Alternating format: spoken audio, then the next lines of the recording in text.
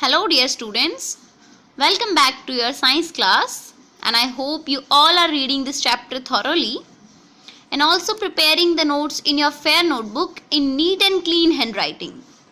So students, I want to clear that please maintain your notebook properly because the maintenance of your notebook will score 10 marks in your final exams. Okay? So let's start our next topic, that is dental caries. So first of all, we will look at the structure of a tooth. There are three main layers of tooth. First is enamel, second dentine, and the third is pulp cavity. And the tooth is held by our gums. Students, the outermost layer is the hardest substance in our body, that is enamel. And after enamel, the second is dentine. This dentine is as hardest as our bones. And the third one is pulp cavity. It is a very sensitive part which is protected by these two layers. And this sensitive part contains our blood vessels and nerves.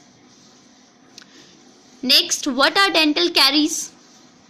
Students, by the action of any acid forming bacteria or any poor dental care, small cavities are formed in our tooth.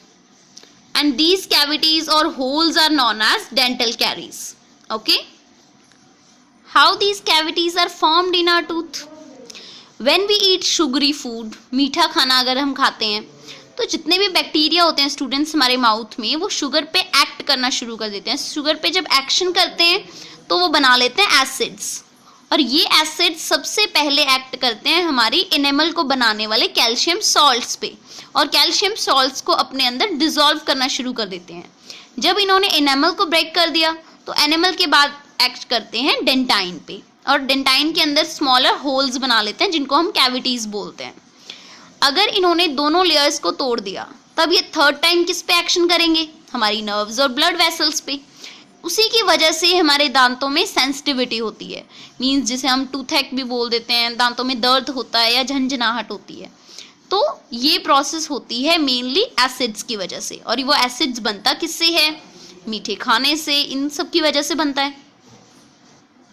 इसका एक और reason भी है students कि अगर हम अपने teeths को प्रॉपरली रेगुलर बेसिस पे क्लीन नहीं करेंगे, मतलब डेली ब्रश नहीं करेंगे, तो हमारे टीथ्स पे एक येलोइश लेयर जमा हो जाती है और उसके साथ कुछ बैक्टीरिया सेल्स भी होते हैं जिन्हें हम बोलते हैं डेंटल प्लैग. अब ये जो डेंटल प्लैग है स्टूडेंट्स, ये इसने एक लेयर बना ली. वो लेयर बनाने की वजह से हमारे एल्केलाइन सलाइवा को टूथ तक पहुंचने नहीं देता.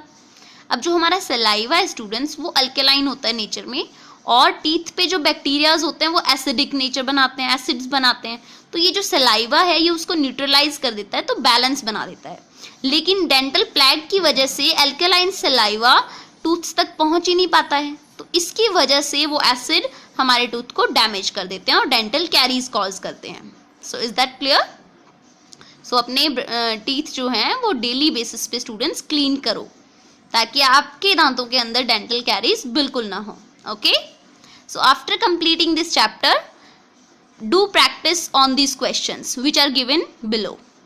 There are many questions out of the first life process, that is nutrition, which we completed here.